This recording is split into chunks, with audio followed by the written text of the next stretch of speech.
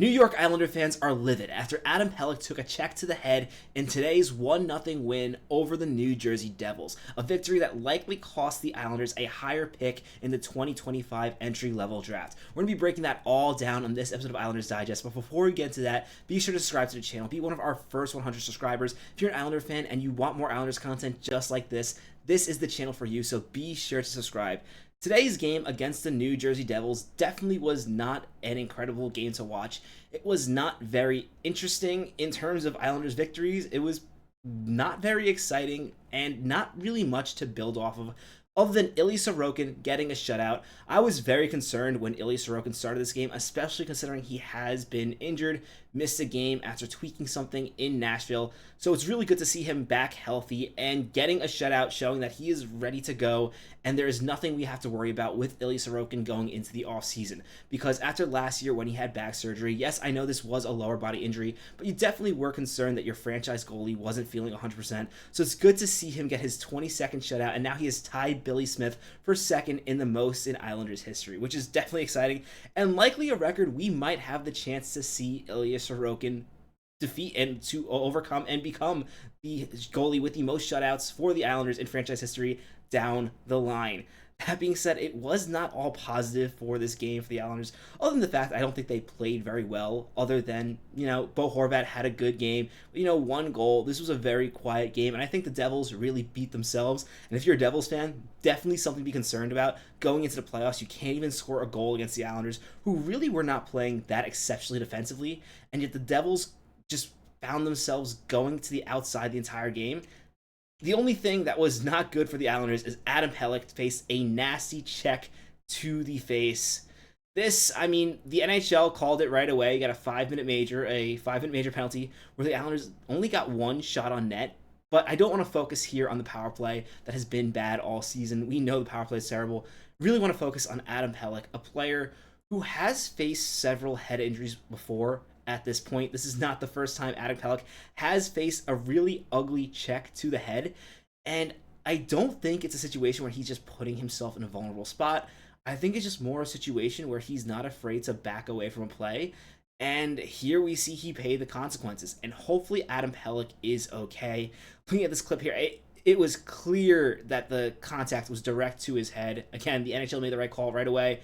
There is some concern that the Islanders did not really respond that strongly to this. We are going to talk about that a little later in the video. I do want to say, though, in terms of Adam Pelech, because he has suffered with concussions before, he did look pretty fired up after the hit. Like, he actually was yelling with blood all over his face, threw his helmet on the ground, and I think that's actually a good sign that we're not dealing with another concussion here. He really did not look that rattled. It was the right call to take him out of this game. There was no reason to risk him getting injured any further in a game, especially now the Islanders are eliminated from the playoffs. But I do think it is a good sign that he was fired up and didn't seem too rattled after this.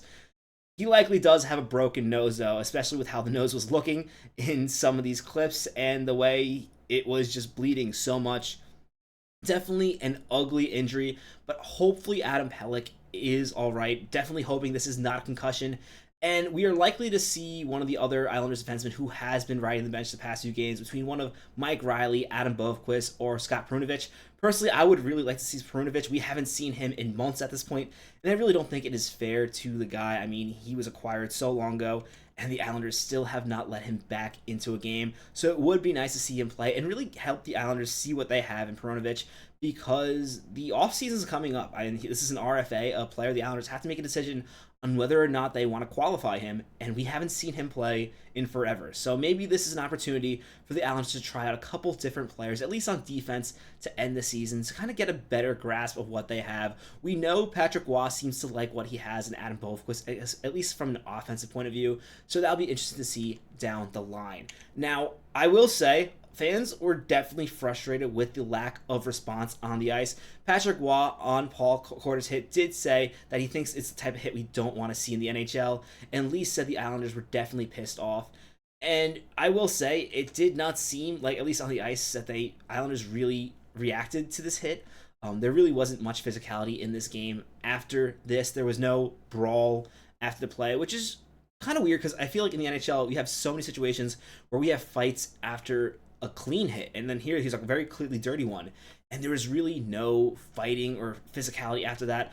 I will say, in defense to the players, I don't think everyone saw this. I mean, it was a play where Adam Pelech was dumping it in. The players were going into skating to see what happened, and then the camera panned back to Pelech. So I do think it was a situation where some players didn't see, and I will give credit. Matt Martin was chirping to the Devils, so it wasn't like the Islanders didn't take any exception to this. And maybe it's not the worst thing that the Islanders just didn't act up on their emotions, because they did win this game. Although we'll talk about in the end of the video whether or not winning this game does hurt the Islanders in the future. But I will say, and I agree with Lee on this hit, it was unnecessary. I don't think this was intentional by Quarter. If you watch Paul Bissonnette in between periods, while I don't always love Paul Bissonnette's takes, he can be really annoying, especially towards us Islander fans sometimes. Though I will say, this was a situation where this player was going for the puck. Pelech was going for the puck.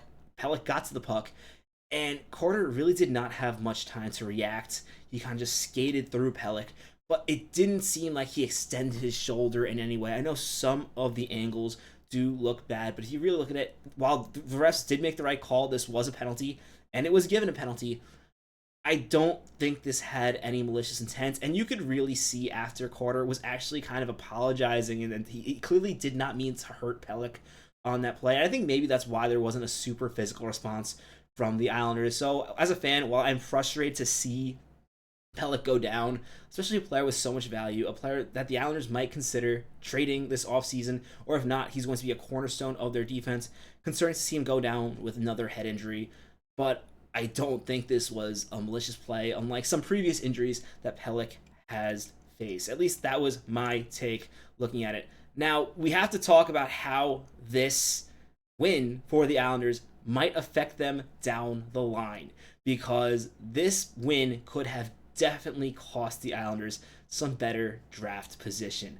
The Islanders have now moved down another spot. They now have, with 82 points, and you can see here right now, Money Puck, I'm sorry, this is the Tankathon, not Money Puck. Both great tools. Money Puck is really great for seeing when you're going to make the playoffs, and once you're out, Tankathon tells you what pick you're likely going to get, and really the standings for where the picks are going to be. Right now, Tankathon has us at 11th. Detroit has less points than us, but they do have another game, and one of them is against Dallas, a team that, while is going to make the playoffs, has been struggling recently. So I definitely expect Detroit to get a win to kind of go ahead of the Islanders again. But right now, as you see, we have surrendered the 10th overall pick to the Rangers. The Islanders are actually now in 12th, but it shows them here because of the win percentage. The Islanders in 11th.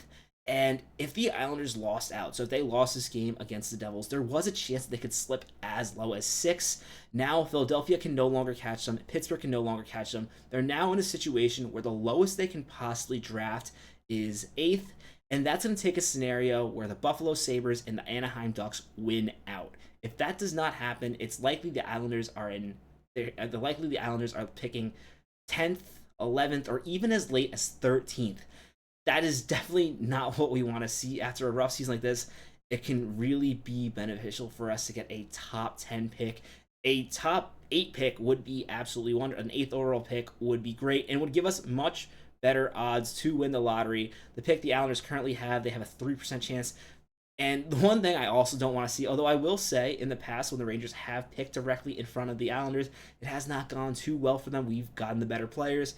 That one year they got Vitaly Kravtsov, and we got Oliver Wahlstrom and Noah Dobson. And while Oliver Wahlstrom was a bust, Kravtsov was a bigger bust. And Noah Dobson is a really good player. I know we want to trade him now, at least some people. I don't think trading Noah Dobson is the best decision unless you get something exceptional in return. But I know a lot of fans do want to trade Noah Dobson. Regardless, the value is there. That was the best pick out of the 3, and they got him after the Rangers. But my point is, slipping in the draft, you're losing the opportunity to pick the player that this organization really wants. So while it is nice to see an Islanders win, I really do hope they lose these last 2 games to really give them the best opportunity, one, of winning the draft lottery, and if not, picking the best player they possibly can. That being said, let me know what you think. Are you concerned about this Adam Pelech injury?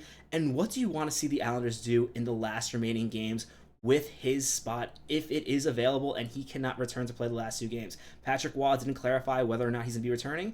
Let me know what you want to see happen if he doesn't in the comments below. As always, thank you so much for watching. If you haven't already, be sure to subscribe to the channel for more Islanders content. I'm Patrick Nilan. This is Islanders Digest. Let's go Islanders.